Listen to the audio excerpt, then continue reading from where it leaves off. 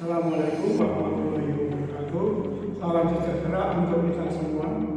Perkenalkan, saya Dr. Purnama, SEMM, dosen mata kuliah perilaku organisasi pada program studi S1 Manajemen Sekolah Tinggi Ilmu Ekonomi Institusi Ekonomi Modern.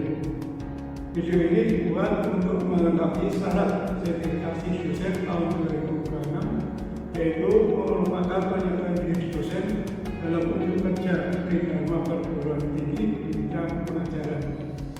Mata kuliah perilaku organisasi ditujukan bagi mahasiswa program studi S1 Manajemen semester 4 dengan beban mengajar sebesar 3 SKS. Mata kuliah perilaku organisasi secara umum menjelaskan teori dan studi kasus pada perilaku karyawan di dalam organisasi pada level individu, kelompok, dan organisasi. Mata kuliah perilaku organisasi dilakukan sebanyak 16 kali pertemuan yang terdiri dari 14 pertemuan materi, 1 kali ujian tengah semester, dan 1 kali ujian akhir semester. Proses pembelajaran memakai metode student-centered learning dan analisis studi kasus secara komprehensif agar mahasiswa dapat saling berdiskusi mengaitkan teori dengan fenomena organisasi. Mata kuliah perilaku organisasi ini membahas tentang pertama, konsep dasar perilaku organisasi, kedua, dasar-dasar perilaku individu, tiga, kepribadian, empat, emosi dan suasana hati, kelima, persepsi dan pengambilan keputusan, 6. Teori motivasi, 7. Nilai sikap kepuasan kerja, 8. Dasar-dasar perilaku kelompok, 9. Memahami kerja tim, 10. Kepemimpinan, 11. Kekuasaan dan politik, 12. Konflik, 13. Negosiasi, dan 14. Budaya organisasi. Buku referensi yang digunakan dalam perkuliahan ini berjudul Organizational Behavior karya Robin and Judge tahun 2017 terkesan Salba 4. Untuk komposisi penilaian mata kuliah perilaku organisasi meliputi tugas sebesar 20%, ujian tengah semester atau UTS sebesar 30%, ujian akhir semester atau UAS sebesar 40%, presensi atau kehadiran 10% dengan toleransi kehadiran minimal 75%. Selanjutnya saya akan menampilkan cuplikan video perkuliahan mata kuliah perilaku organisasi. Selamat menyaksikan video pembelajaran ini. Semoga bermanfaat bagi kita semua. Terima kasih. Assalamualaikum warahmatullahi wabarakatuh. Selamat siang rekan-rekan mahasiswa. Pada hari ini kita akan mengikuti perkuliahan perilaku organisasi ya. Kita akan masuk ke bab 3 tentang kepribadian. Jadi kepribadian itu tiap orang mungkin beda ya kepribadian ya. Jadi nanti kita akan fokuskan tentang kepribadian nanti sehubungan dengan nanti soal pekerjaan, organisasi dan sebagainya.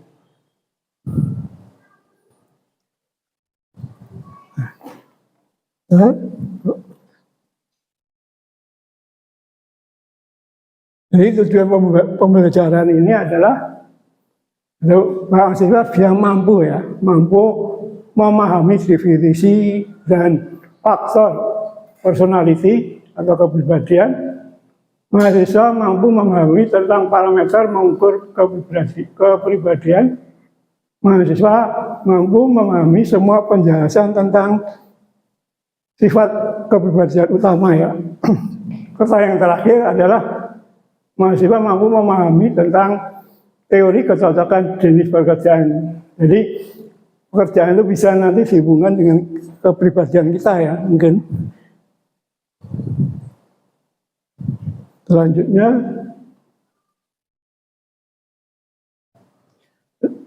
kita akan menurut teori ya, menurut seperti Zolan pengertian kepribadian itu apa ya menurut ahli. Jadi menurut Doran adalah kepribadian adalah merupakan pola khas seseorang dalam berpikir ya, merasakan dan berperilaku yang relatif stabil dan dapat diperkirakan. Jadi menurut Dolan itu ya, jadi biasanya kalau kepribadian baik, biasanya dia bisa berpikir dengan baik, merasakan dan berperilaku yang relatif stabil ya.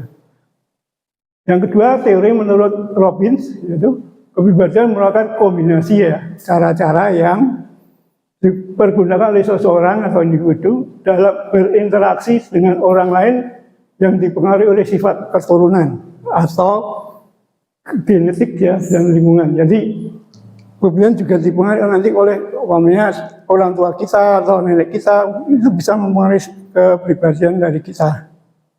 Itu menurut teori ya.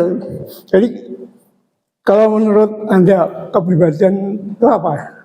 Ini kalau menurut teori itu ya. Kalau menurut Anda kepribadian apa? Ada yang tahu? Itu sifat kita aja ya. Sifat kita dalam melakukan hal sebagai menghadapi suatu hal itu biasanya kepribadian kita bisa kita lihat ya.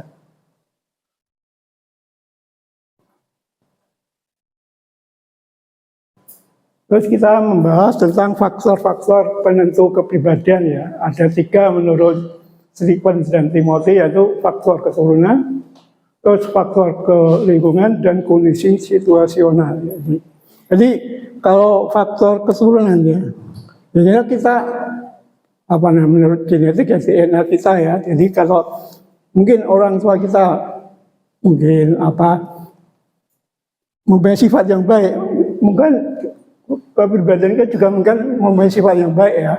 Atau nanti umpamanya orang tua kita seperti dosen, guru dan sebagainya, mungkin nanti anak-anaknya mungkin ada yang nanti yang meneruskan sebagai guru atau dosen.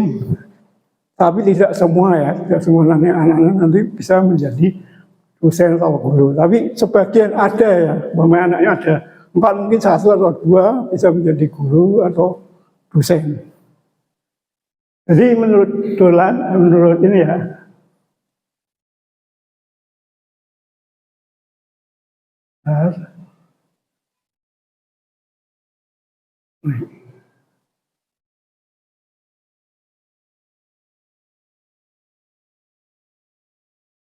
keturunan yaitu secara teori adalah ditransmisikan melalui gen ya yang berbeda, berada dalam kromosom atau nanti yang hubungannya dengan DNA ya, yang menentukan keseimbangan hormon, bentuk fisik dan menentukan atau bentuk kepribadian ya.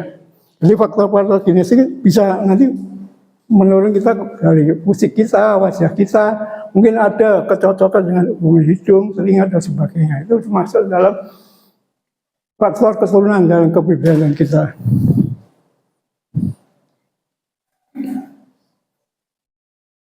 Yang kedua adalah faktor lingkungan ya. Jadi faktor lingkungan adalah yang dapat memberikan tekanan ya kepada kepribadian seseorang, adalah kultur mahasiswa di mana seseorang dibesarkan norma-norma keluarga, teman-teman dan kelompok sosial serta pengaruh-pengaruh lain yang kita alami.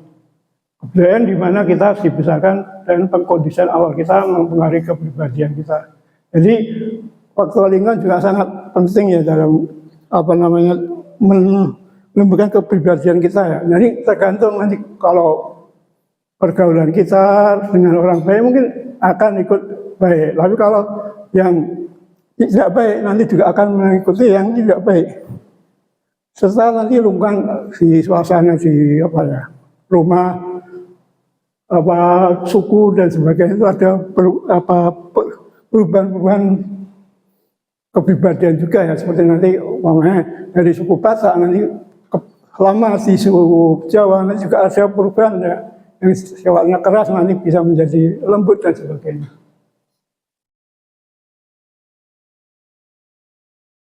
Terus kondisi situasional, jadi kondisi di mana pada yang mempengaruhi efek dari faktor-faktor keturunan dan lingkungan terhadap kepribadian.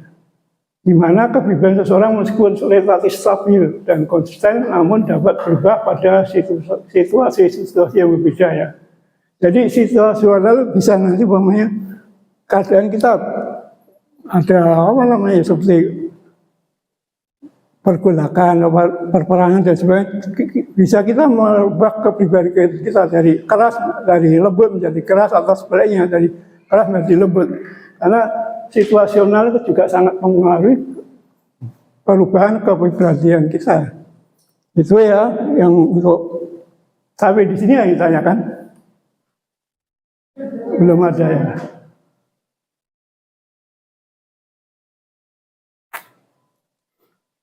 Selanjutnya kita membahas tentang sifat-sifat kepribadian ya. Jadi sifat-sifat kepribadian atau karakter traits adalah karakteristik yang sering muncul dan mendeskripsikan perilaku seorang individu ya.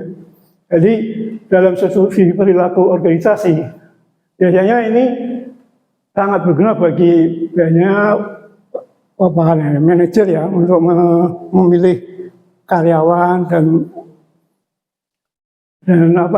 menentukan bidang pekerjaannya apa dan sebagainya. Itu sifat-sifat kepribadian ya. Jadi sifat kepribadian ada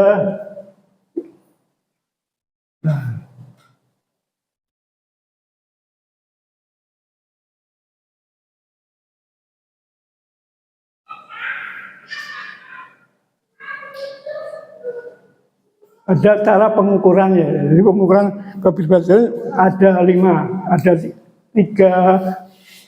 2 cara ya. Pertama dengan the Myers-Briggs Type Indicator, di mana kemampuan yang diperlukan untuk melaksanakan berbagai aktivitas mental seperti berpikir, menalar, dan memecahkan masalah. Ya. Jadi yang kedua Big Five model, yaitu teori sifat kepribadian model 5 besar atau Big Five Personality Trait model yang dikembangkan oleh seorang psikolog terkenal yaitu Louis Goldberg ya. Menurut the Myers-Briggs Indicator ya, ada 4 klasifikasi ya. Yang utama yaitu extrovert dan introvert ya. Yaitu E or T yaitu extrovert atau introvert. Yang kedua sensing intuitive atau intuitive. Yang ketiga thinking atau feeling T or F, pemikir dan perasa. Yang keempat perceiving judging P or J, memahami dan menilai. Ini bisa kita lihat di gambar ini ya, cognitive function ya, ini.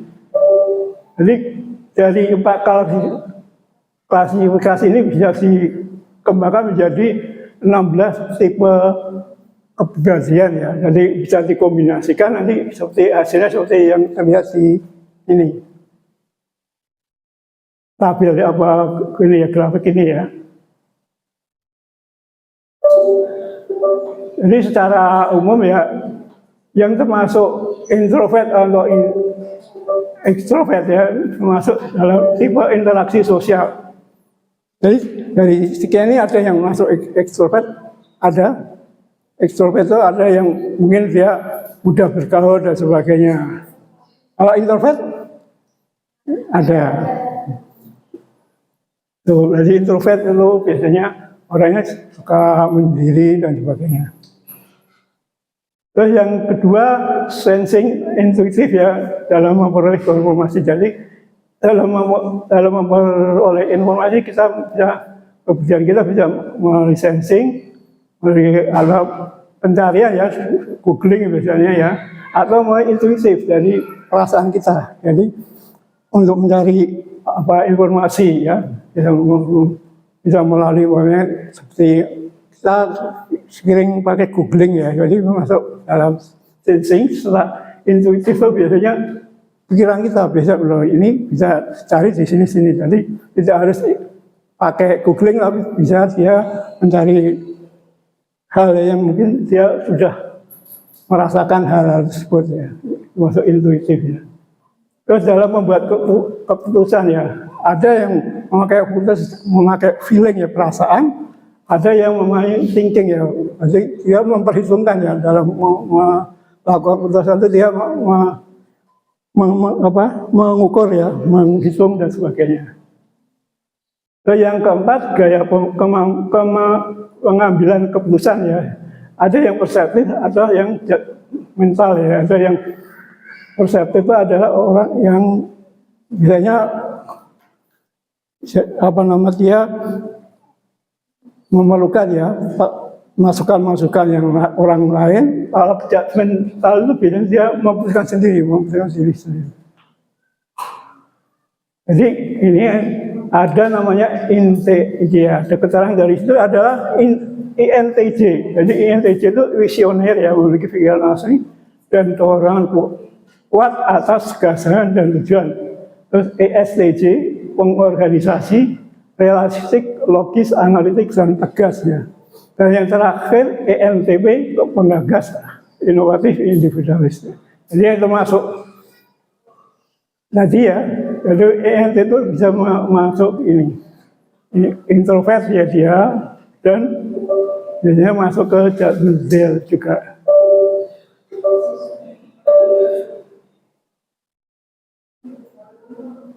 Terus yang Big Five Personality Traits model itu ada 5 ya, dibagi jadi 5 ya. Pertama, openness to experience atau terbuka terhadap hal-hal yang baru. Jadi individu yang terhadap hal-hal baru dan keinginan untuk mengetahui serta mempelajari sesuatu yang baru, karakteristiknya kreatif dan imajinatif, tapi cenderung menyukai comfort zone. Jadi dia termasuk dia apa ya, seperti udah memulai kerjaan itu ya udah dia nyantai di situ, apa sudah senang di situ ya, tidak mau berubah-ubah lagi, pindah-pindah lagi. Kalau udah apa kerja terus enak ya udah ya sudah senang di situ, tidak mencari hal yang baru. Itu yang masuk openness to experience ya. Terus consequences, concern with conservativeness, sifat berhati-hati ya. Itu individu yang cenderung lebih berhati-hati dalam melakukan suatu tindakan ataupun penuh pertimbangan dalam mengambil sebuah keputusan atau karakternya adalah takut, disiplin, dan bertanggung jawab. Jadi ini termasuk orang yang mungkin dia berpikir dulu kalau melakukan suatu keputusan atau mengambil suatu pekerjaan ya, dia berpikir dulu apakah dia sesuai dengan kompetensinya, apa gajinya dan sebagainya. Ini biasanya masuk dalam ini sifat berhati-hati ya. Yang ketiga, extraversion atau ekstraversi, tingkat kenyamanan seorang atau individu dalam berinteraksi dengan orang lain, sosialisasi, karakternya ada suka bergaul dan mudah bersosialisasi. Jadi ini suka itu ya. Maksudnya jika bergaul dengan teman-teman, ya, makanya ya senang mempunyai banyak teman ya.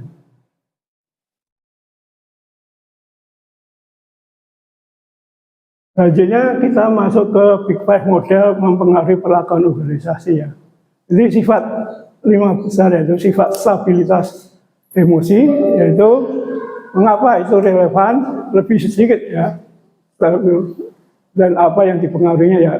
Stabilitas emosi dipengaruhi oleh lebih sedikit pikiran dan emosi yang negatif. Yang selanjutnya lebih tidak waspada yang berlebihan ya. Sehingga semua ini akan dipengaruhi oleh keputusan hidup dan kerja yang lebih tinggi, serta level stres yang lebih rendah. Terus yang kedua, ekstraversi, yaitu mengapa relevan? Karena mempunyai keahlian interpersonal yang lebih baik, dominasi sosial yang lebih besar, lebih ekspresif secara emosional, sehingga akan mempengaruhi kepada kinerja yang lebih baik, kepemimpinan yang lebih baik, kepuasan kerja dan hidup yang lebih baik. Jadi kalau yang mempunyai sifat ekstraversi itu ya.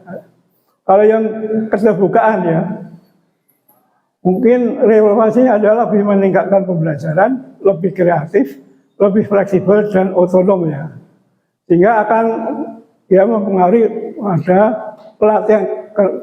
pelatihan kerja ya, peningkatan kepemimpinan, lebih adaptif terhadap perubahan. Jadi ini termasuk yang mungkin bisa melihat masa depan ya. Jadi dia lebih melihat untuk masa depannya lebih baik, sehingga dia akan sering melakukan pelatihan kerja, peningkatan kepemimpinan ataupun lebih aktif terhadap perubahannya.